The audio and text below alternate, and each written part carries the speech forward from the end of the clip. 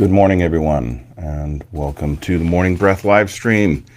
I'm your host, Jeremy Tennell, and we are in week 2, day 8 of our 14-week journey entitled The Path of Personal Transformation. I hope everybody's morning is going well. This week, we are exploring through the lens of self-awareness recognition.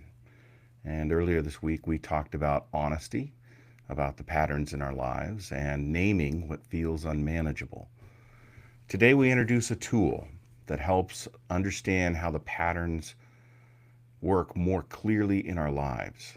It's called personal inventory. I use it every day. And when you get good at it, it becomes a tool that you can engage anytime, anywhere. Our ability to look inward and take stock of our internal selves allows us to adjust quickly. Recognition is a powerful tool, but recognition alone is often too imprecise to embrace a practice of ongoing transformation and change. We might say, something in my life isn't working. Something doesn't feel right. But if we stop there, the mind quickly moves on. Personal inventory helps us to move from general awareness to clear observation to actionable steps. It turns reflection into practice. A personal inventory is a structured moment where we pause, we examine, and we see patterns in our behaviors and emotional responses, our habits, our patterns of thinking, and our reactions to stress or conflict. And I want you to notice how this is a progression from what we've talked about earlier in the week, where we talked about noticing our emotions, noticing our behaviors. And now we're talking about our patterns of thinking. We're talking about how we react on a regular basis. This is not about self-criticism. It is an observation.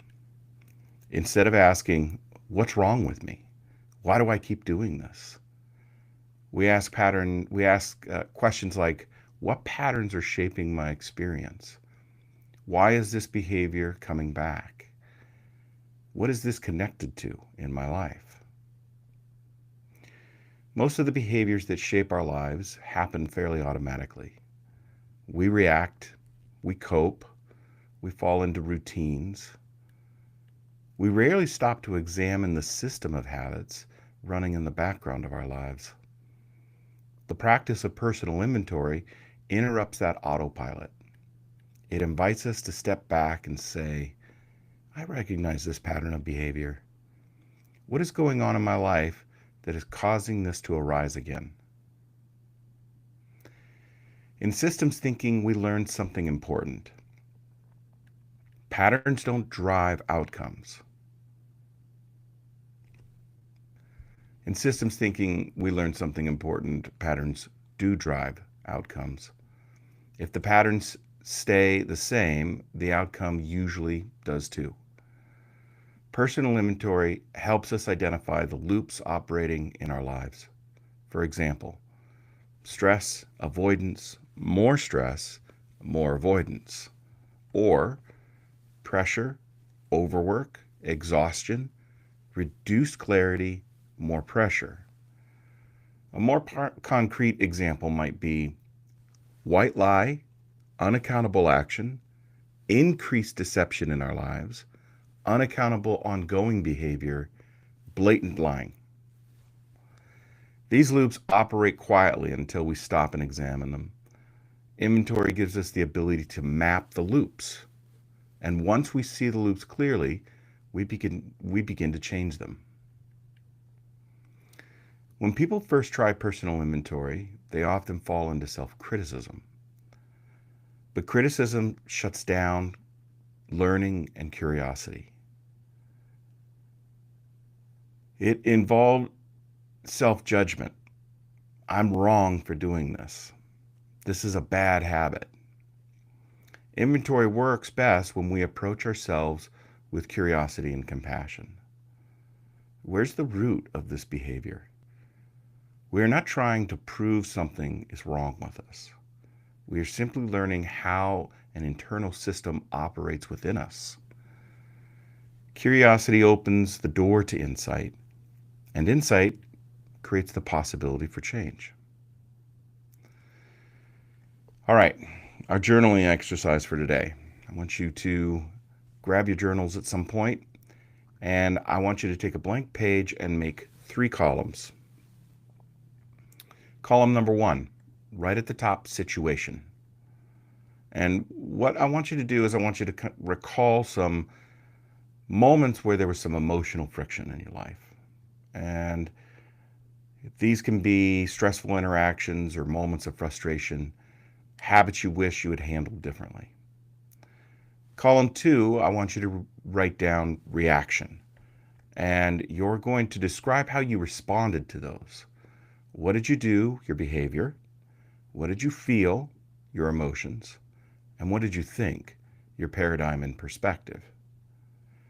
And in column 3, I want you to ask yourself, what patterns might be operating here? Is it avoidance? Is it over responsibility? Emotional reactivity? Shutting down? Distraction? The goal is not to judge, it's to see patterns. So once you have that, the deeper reflection is this. What might this pattern be trying to protect me from? Map it back. Many of our behaviors began as ways of protecting ourselves. Understanding that helps us approach change with grace instead of shame. Okay, let's get into our breath work. And why do we breathe? Because being intentional with our breath allows us to engage our autonomic nervous system and regulate it ourselves. We can often notice when we're stressed out if we just pay attention to breath.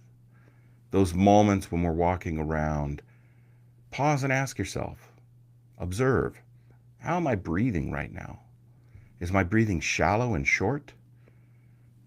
We walk around for large parts of our day breathing in shallow and short breaths, which are only compounding the stress in our lives because we're in a flight, fight, or freeze scenario within our bodies.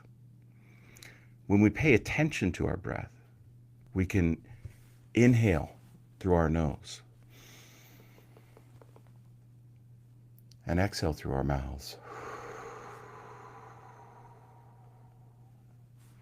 That single action already begins to reset our nervous system. So let's take a moment and practice. I'm setting a timer. We're going to do 5 minutes. And what I want you to do is, again, we're going to connect the intelligence of our heart to the intelligence of our brain, the emotional intelligence to the logical intelligence. Sit up straight, shimmy your hips, roll your shoulders, and you're going to place your hand over your heart because you're targeting this area for connection. And I want you to occupy your mind with something that cultivates a positive emotion. Gratitude, I find to be the easiest. You start small. I'm thankful for being here. I'm thankful to see the sunrise. I'm thankful for this day. I'm thankful that I have these small things in my life. And you build from there. I'm thankful for my family. I'm thankful for my friends. Your gratitude and my gratitude aren't going to be the same. So find your gratitude. Begin small and build it as we go. Here we go. We're sitting up straight. We're going to take a 5 or 6 second breath in through our nose and out through our mouths.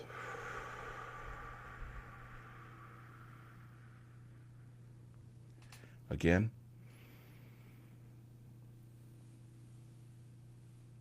And out.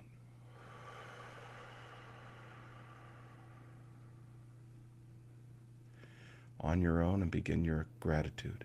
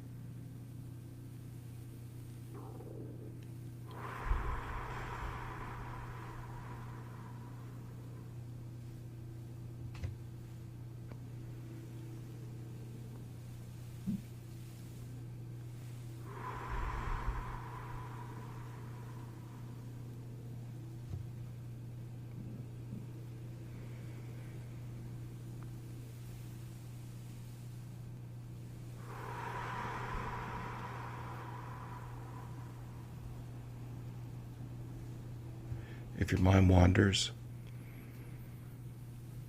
return to your gratitude.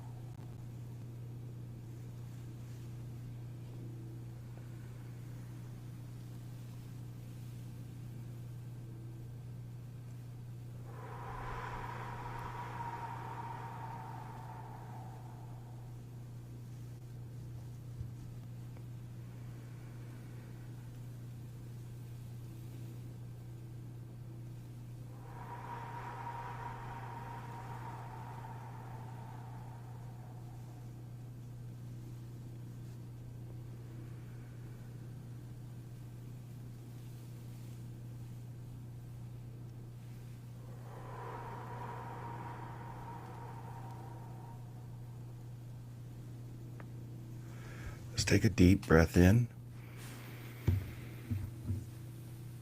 Exhale with a sigh.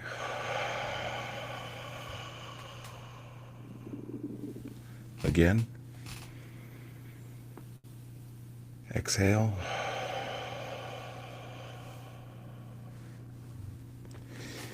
As we practice this, our bodies begin to learn that our awareness is engaging our autonomic nervous system, not just passively allowing it to do what it does and engage when we don't necessarily need it to or want it to. Our bodies learn that, oh, we're not on autopilot. And we begin to be able to engage this quickly. And we can build resilience in our life, resilience against stressful interactions, resilience against stressful moments and times in our life. It doesn't mean that the stress goes away, but it means that our ability to be more cognitive resilient, more emotionally stable, and more grounded becomes broader, bigger in our lives. So don't forget to breathe. Have a great day, and I will see you at 5:30 a.m. tomorrow morning. Thanks for joining me.